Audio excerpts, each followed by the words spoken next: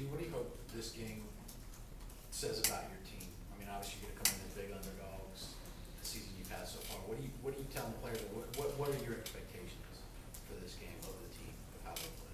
Yeah, our expectation is to go out there and play better than we played last week. And our expectation when we go into that stadium against anybody we play is to win. So that's the message this week, 3 weeks from now, 6 weeks from now, that won't matter. Do you think this game in particular, though, will tell you a lot about the character of this team? Oh, I think so. I think anytime you play a team right now that's ranked, in the top 3 in the country, no matter who you're playing right now, I think it tells you a lot about where you are. And I think it'll tell us a lot about what direction, again, in terms of improvement, that we, how much improvement we've made. So that's why it's going to be a really, really fun game to play in for our guys. This is the kind of game that they should embrace and they should love to play in. So at the end of the day, our expectation is to win every time we step out on that stadium out there, on that field out there. And at the end of the day, we'll always see exactly where we ended up and where to go from there, one game at a time. It's been a start to the season, I'm sure, just as a program, you would have liked to see more success early on, but with the opportunity this weekend, one win really changes all of that. I mean, is that something you bring up to your guys the week before this game, that you had that opportunity to really kind of change the course of where this season started out? No, that's not how we talk. We talk about what a great opportunity to go out there and have some fun and have a chance to beat a good football team. And we take it 1 week at a time. So, we don't talk about the past. We can't change that, and we never will be able to. We can only do what we can do moving forward, and that's what we focus on. So we don't look at what that means and it just means that, if we go in this game, play a great game, and win the game, it means that we've won a good game, we got to move to the next one. So that's how we approach it. With a need to establish the run some way, somehow against LSU, how have Ontario, Trey, and as well as Mike been developing as far as running between the tackles? I think we've seen improvement. Obviously a lot of that comes from the offensive line in terms of being able to get hats on the right people and trying to get some push up front. But I think I said earlier in the week,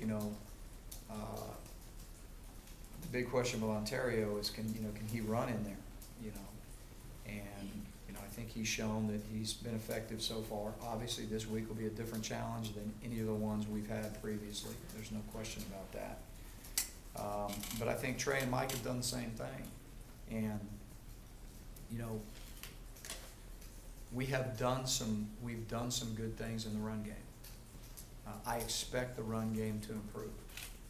And so for all 3 of those guys, is there a lot of room for improvement? Oh yeah, sure there is. But in the same sense, we've played 3 football games, and again, our goal every week is to improve. That's what our goal is. And I think those guys, for the most part, I think they've done a good job. It hasn't been perfect, but I think we're working in the right direction. Has one of them set themselves apart each week? You've had a different guy take a lead role. Has one of them set themselves apart at all? I think that Ontario's been consistently productive in whatever we're asking them to do. And, sometimes guys take away the edge because they know right now that he's dangerous out in space on the perimeter. And when people have done that, i.e. last week, then we ran him up inside, and he was able to be productive running up inside. We're going to try to do with him what we can do to keep him productive, but in every role that we've given him, he's been fairly productive, even when we put him back there as a kick returner. So we know he's productive. Trey and Mike have both done some nice things, in their own right. They need to continue to improve, but the tailback position right now is one that we know we have to count on to improve and get better. And I think, again, after 3 games, they're in the right direction. They certainly haven't arrived. Coach, 2-part question. First is, after 3 weeks, we've seen the SEC look at film and have suspended some guys for some questionable hits and stuff like that. First off, your take on that rule and how it is perceived by the conference. Well, I think that Commissioner Slive and our officiating crew and the people that are responsible for that, Steve Shaw, I think they do a great job, number one. And, you know, their number one concern is safety for young guys. So, you know, anytime you're looking at the safety and health of young guys, they're gonna make decisions based on that, which I think is outstanding. And I'm not aware of all the suspensions and things of that nature. But I know that they keep a very, very close eye on what is acceptable, and they're trying to make a statement of safety. And I think they do a great job with it. What do you do? I assume that's something you have to address a little as a reminder to the guys. Hey, you gotta play smart, do the fundamentals. How do you keep your guys from being caught in a position where it could be negative, then that could affect them later on in the season or Yeah. the following week? Well, you know, it's hard because you're trying to get guys to be aggressive, you know, and then on the same, you know, kind of in the same breath, you're saying, hey, let's be aggressive, but, you know, here's the things you can't do. But I think it's really it's just educating your guys. You know, when you're targeting above the helm, you know, targeting above the shoulders, you know, to a defenseless player, it is what it is. You know, you got a chance to really hurt somebody, and that's not what we want, you know, and so some discretion certainly needs to be used by the player because, you know, they're all trying to play hard and they're all trying to play physical. But at the same time, you know, we're trying to do all the things we can, you know, as a league to police and prevent, you know, catastrophic injuries. So I think it's all very monitored, very, very, and assessed and evaluated very closely, and I think rightly so. How hard to tackle is Kenny Hilliard look from just what you've seen on film? Very. Along with some of their other tailbacks. They're very, I mean, look, you know, if they throw in a 220-pound tailback and he goes out, they're just gonna throw in another 230-pound tailback. So they're all good. They're physical, they're downhill. That's what they practice, that's the way they run. They've got a very good offensive line.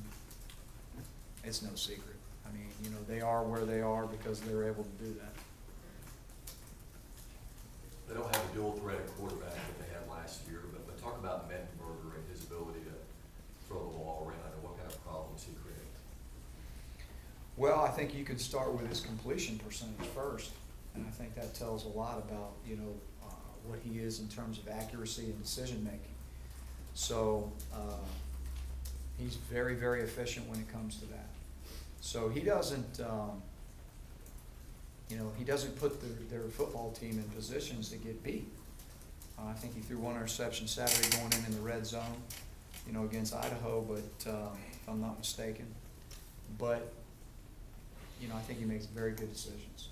And when your completion percentage is up around the 70% mark, which I believe I'm somewhere in the right area, that says a lot about what you're doing with him. So he's got a great arm. He makes very, very good decisions. And they'll have somebody else back there that can be a dual threat type guy, whether it's Russell Shepard. They'll put somebody else back up there as a little bit of a relief, a little bit different flavor. But when he's in there, he's very productive and very efficient. Have time for a few more? How hard is it to do what programs like LSU have done, which is win and sustain? Because that's what you're obviously trying to do, but you had to rebuild some after winning the title. How impressive is that they can do that?